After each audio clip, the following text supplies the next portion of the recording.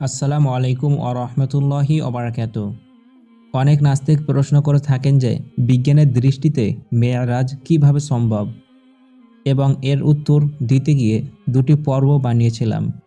প্রথম পর্বে ছিল পৃথিবীর অভিকর্ষ শক্তি পার করা কি সম্ভব।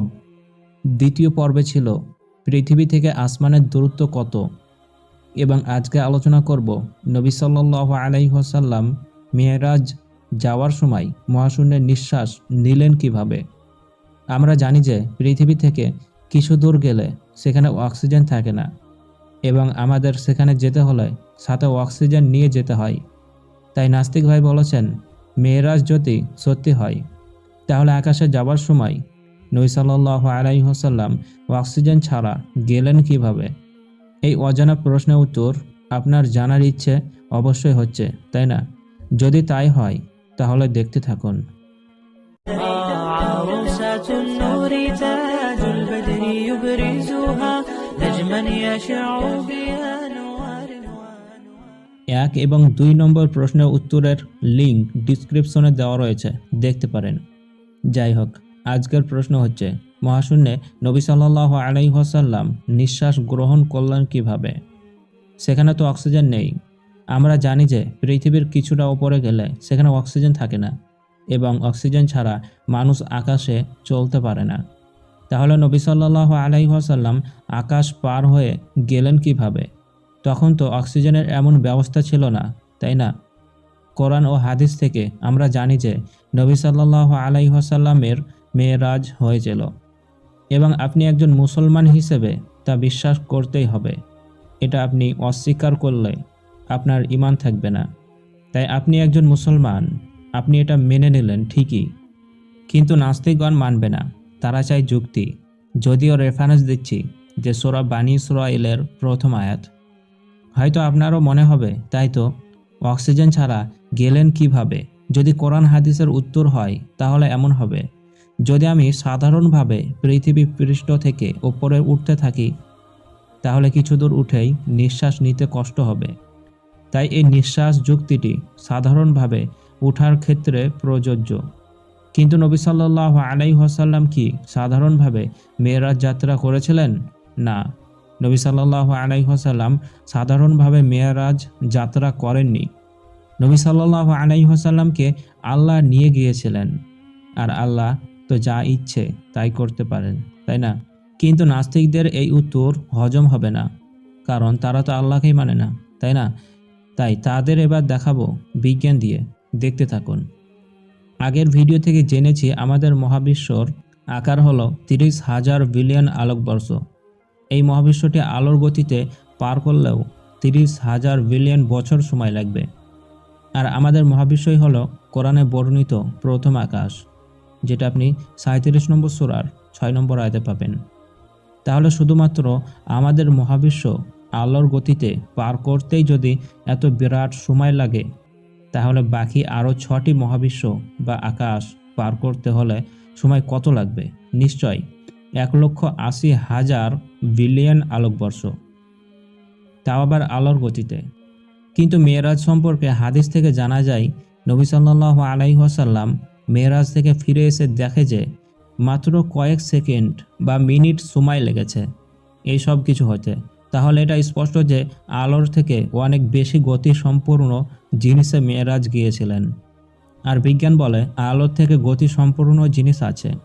আর যদি আলোর থেকে বেশি গতিতে যায় এবং আকাশের কাজগুলো যা হাদিসে বর্ণিত হয়েছে, যেমন জান্নাত জাহান্নাম দেখা, নবীদের সাথে মোলাকাত করা ইত্যাদি, তাহলেও তো এত কম সময়ে মানে কয়েক সেকেন্ড ফিরে আসা সম্ভব নয়। এই প্রশ্ন মনে আসতে পারে, তার উত্তর পরে আসছে। তবে এটা কি আপনি জানেন যে বিজ্ঞান বলে যদি আলোর গতিতে কিছু জিনিস যায় তাহলে একটি সমস্যা হবে, আর তা হলো আলোর গতিতে যদি কোনো জিনিস যায় সেটা সংকুচিত হয়ে যাবে, মানে তার অস্তিত্ব হারিয়ে যাবে। তাহলে এই থিওরি অনুযায়ী বলতে হবে নবী সাল্লাল্লাহু আলাইহি ওয়াসাল্লাম সাধারণভাবে আকাশে উঠে যাননি। যদি সাধারণভাবে যেতেন তাহলে অনেক সময় লাগতো। আর দ্বিতীয় হচ্ছে, যদি আলোর থেকে বেশি গতি সম্পূর্ণ জিনিসে যেতেন তাহলে তার অস্তিত্ব হারিয়ে যেত। খুব ভালোভাবে বুঝবেন, প্রশ্নগুলো এমনই যে মাথা খারাপ হয়ে যাবে।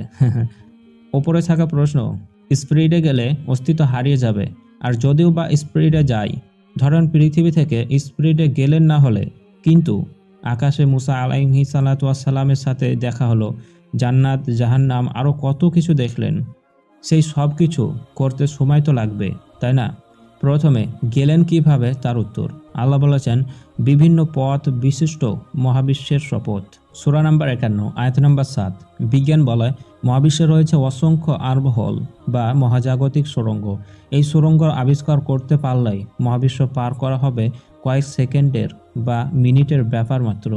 যদি সহজভাবে বলি তাহলে হবে, পৃথিবী থেকে আসমান যেতে সুড়ঙ্গ থাকে, যাকে বিজ্ঞান বলে আর্মহোল।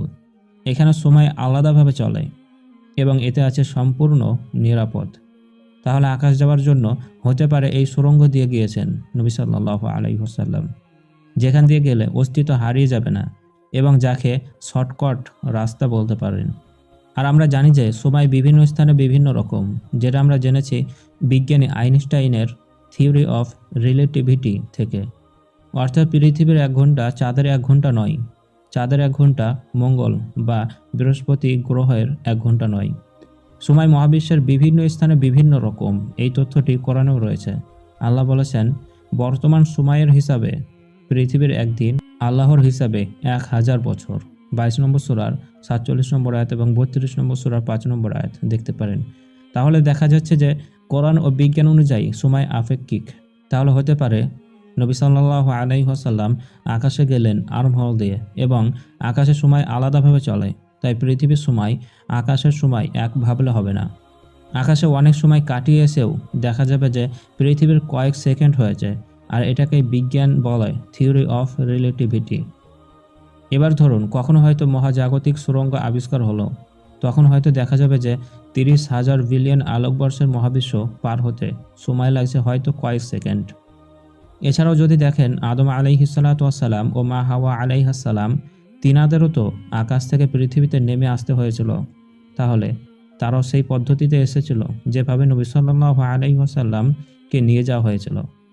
এটা হতে পারে বিজ্ঞান যদি মহাবিশ্বের সুড়ঙ্গ আবিষ্কার করতে পারে এবং সেই সুড়ঙ্গ দিয়ে যাবার মতো কিছু আবিষ্কার করতে পারে, তাহলে বিজ্ঞানও পারবে মহাবিশ্ব পার করতে সেকেন্ডের মধ্যে।